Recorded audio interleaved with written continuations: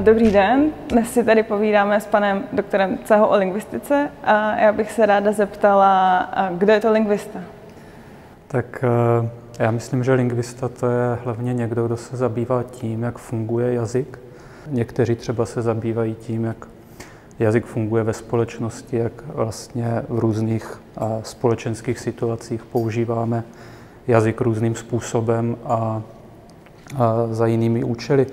Někteří lingvisté se zabývají tím, jak se vlastně jazyk vyvíjí, jak jedna fáze navazuje na druhou, co se děje, jak se jazyk mění, snaží se objevit nějaké zákony toho. Potom je další velká skupina lingvistů, která se vlastně snaží nějakým způsobem zjistit, jak můžeme jazyk nějakým způsobem implementovat v rámci strojů, tedy hlavně počítačů.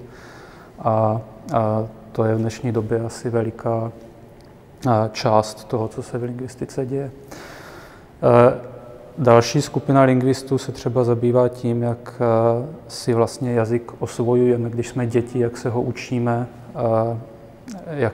jakým tempem, co vlastně se děje při různých těch vývojových stádiích a co se z toho můžeme taky naučit pro nějaké praktické účely. Já třeba sám se zabývám tím, čemu se tradičně říká gramatika, to znamená, jaká pravidla jazyk má, jak nejlépe ty pravidla popsat a vlastně tím, jak funguje ta gramatika, jak z malých částí ze slov třeba vytváříme věty a tak podobně. A co dělá takový lingvista, řekněme obecně? Co mají tady ti lingvisté společného? No, tak já si myslím, že ta lingvistika většinou je takové poměrně zaměstnání, které nevypadá nějak barvitě. Člověk většinou sedí nějakým způsobem u počítače, něco čte, něco tam ťuká, vytváří korpusy nebo prohledává staré památky. Nejzajímavěji může vypadat možná práce těch lingvistů, kteří třeba se zabývají tím, jak je jazyk uložen v mozku, to znamená takzvaných neurolingvistů. Ti vám třeba můžou v laboratoři umístit nějaké elektrody na hlavu a dívat se vlastně, jaké elektrické signály vysílá váš mozek v závislosti na tom, jaké věty třeba čtete nebo jaké jsou vám čteny. Řekl byste, že je něčím lingvista přínosný společnosti, nebo čím? No, já si myslím, že většina lidí se vlastně s lingvistikou setká nějakým způsobem tak, že třeba se učí cizí jazyk a v rámci toho třeba programu vysokoškolského běžného, když se učíte cizí jazyk, se nějakým způsobem taky setkáte s lingvistikou. No a tak si myslím, že většina lidí, kteří přijdou do kontaktu s jazykovědou tímto způsobem, tak vlastně spolu s ní nějakým způsobem vstřebávají třeba ten cizí jazyk a používají ho jako nějaký odrazový můstek do třeba cizí kultury. A zároveň platí, že lingvista nenutně musí ovládat nějaký cizí jazyk, protože lingvisté se zabývají a nemusí nutně jakoby ten jazyk prakticky ovládat, spíš se zabývají tím, jakoby, jak funguje. Ti lingvisté, kteří třeba se snaží jakoby nějakým způsobem proniknout hlouběji tady do toho systému, tak potom můžou třeba navrhovat i různé překladové systémy automatické a tak dále. A myslím si, že jedním z takových věcí, kterou třeba lingvisté mohou přispět jakoby, k tomu zachování těch jazyků, je jednak, pokud třeba by to bylo žádoucí, tak mohou poskytnout nějakým způsobem rady, jak ty jazyky zachovat, jak je zrevitalizovat. Vezměme si třeba takové národní obrození. Druhým způsobem, který mohou přispět, je, když už vlastně teda bychom se rozhodli, že třeba zachovávat ty jazyky je příliš nákladné a že vlastně ani ti mluvčí sami o to příliš nestojí. Možné přinejmenším ty jazyky nějakým způsobem zaznamenat, abychom třeba potom později měli přístup k nějakému kulturnímu odkazu těch národů. Tak já třeba si myslím, že tady je taková docela velká oblast působnosti. Pochopitelně je to oblast, kde je těžké sehnat prostředky. Většinou se to řeší podobou nějakých grantových žádostí a tak podobně, ale myslím si, že je to něco, čím člověk opravdu může přispět k tomu, aby nějaká rozmanitost, která existuje, tak třeba se neztratila úplně. Tak v praktickém vlastně životě, když třeba já se podívám na to, co dělají moji kamarádi ze studií, tak vlastně spousta z nich působí jako učitelé nebo překladatelé. Dobře, a teď trochu konkrétněji, co pro vás znamená být lingvistou? Tak pro mě je to především hrozně zajímavá jakoby intelektuální aktivita, snažit se jakoby najít pravidla, podle kterých ten jazyk funguje, podle kterých my se řídíme, když ten jazyk používáme. Já vlastně, když se snažím zjistit teda, jak ty jazyky fungují, jak fungují ty pravidla, tak často jdu do gramatik, snažím se podívat, jak třeba je tam něco popsáno, jak třeba v nějakém jazyku vyjadřuji třeba lokaci uvnitř něčeho na něčem.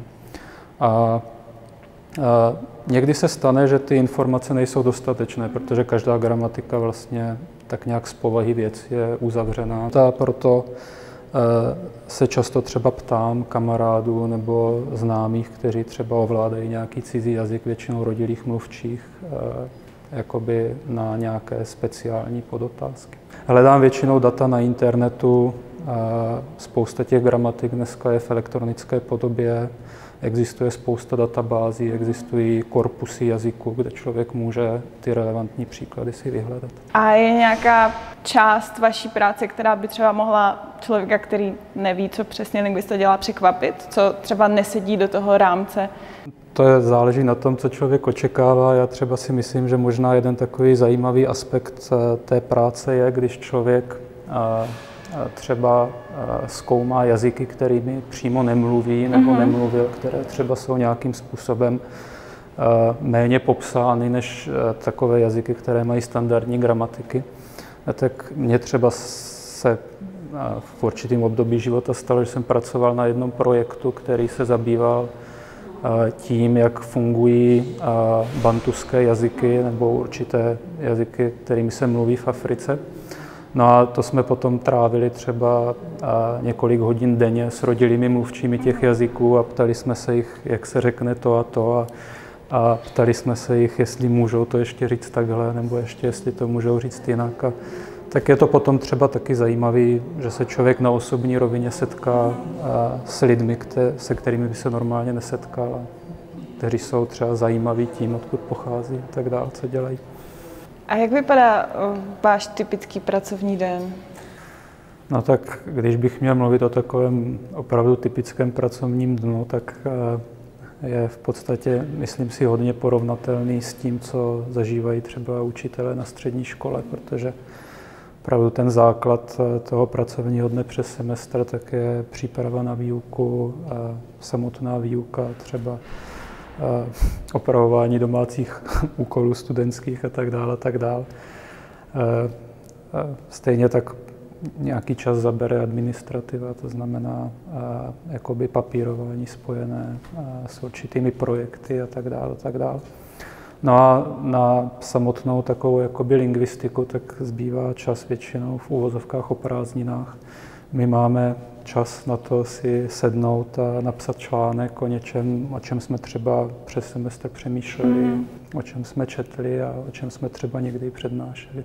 A vlastně dotkl jste se tady toho, co je na vaší práci nejlepší podle vás?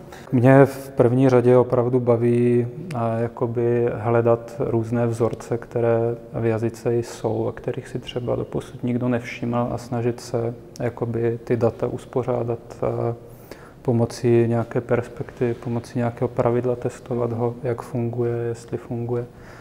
A je to vlastně taková jakoby radost z toho, jak když skládáte nějakou skládačku nebo hlavolám a ono vám to třeba vyjde, nebo vás to zase rozčílí, že to nevyjde.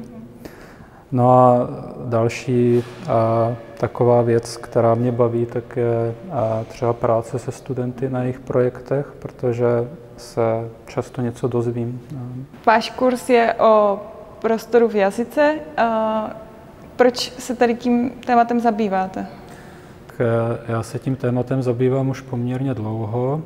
Dostal jsem se k němu vlastně poprvé v rámci toho, když jsem odjel vlastně po absolvování tady Masarykovy univerzity v Brně na doktora do zahraničí, konkrétně do norského Tromsø, tak tam v té době právě probíhal projekt, jehož cílem bylo zkoumat prostor v jazycích světa. A tam v rámci toho výzkumného projektu probíhaly intenzivní semináře, kde jsme se četli články a spousta těch účastníků se snažila přijít na to, jak ty prostorové popisy nebo obecně popisy pohybu fungují v těch jejich jazycích. A tím, že se o tom člověk dozví něco a že se začne dívat na ty jazyky určitým pohledem, tak vlastně vám to otevře dveře k tomu, aby člověk vlastně se tím zabýval hlouběji a hlouběji. A já už jsem pracoval na spoustě germánských jazyků, dokonce i v těch afrických jazycích, v Šóně a v Lugandě. Jsme se dívali právě na to, jak se vyjadřuje prostor. A v tomhletom kurzu bych část tady vlastně jakoby ty základní poznatky, ke kterým dospíváme, tak bych chtěl předat. A zároveň to přijde téma, které je poměrně vděčné, protože prostor je něco, co si člověk může snadno představit. Ty prostorové scény nebo lehce rozčlenit na nějaké části a člověk vidí, jak vlastně ten jazyk z těch částí vytváří právě popisy těch prostorových scén. A když si projdu tímto kurzem, co se naučím, co se dozvím? Tak vlastně mým nejobecnějším cílem je jakoby ukázat něco o tom, jak lidská mysl zpracovává nějakou lokaci v prostoru a pohyb prostorem a jak se to konkrétně projevuje vlastně na tom, jak naším jazykem o tom mluvíme. A chtěl bych teda ukázat, že jakoby konkrétní důsledek toho, že existuje nějaký způsob, jak obecně vlastně ta mysl nakládá s tím prostorem, je existence něčeho, čemu lidé říkají jazyková univerzália. To je vlastně to, že jakoby některé logicky možné kombinace třeba těch jazykových prostředků nenajdeme.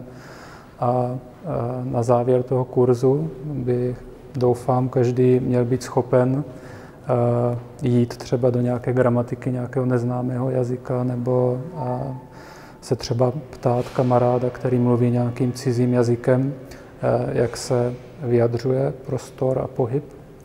A sám vlastně na vlastní pěst být schopný ověřit si platnost tady těch hypotetických univerzálí. No a sám za sebe musím říct, že jako studenta by mě třeba překvapilo, že je možné vlastně se jenom jakoby seznámit se základními pojmy, seznámit se během 10 minut s nějakou základní teorií a pak vlastně být schopen se sám vydat a něco takového dělat. No a k tomu vlastně, abychom se tam dostali, tak k tomu je potřeba objasnit si pár základních termínů, říct si něco o tom, jak vlastně my členíme prostor a pohyb prostorem a potom v podstatě už budeme schopni vydat se na vlastní pěst a ověřovat generalizace. Tak vám moc děkuji a budu se těšit.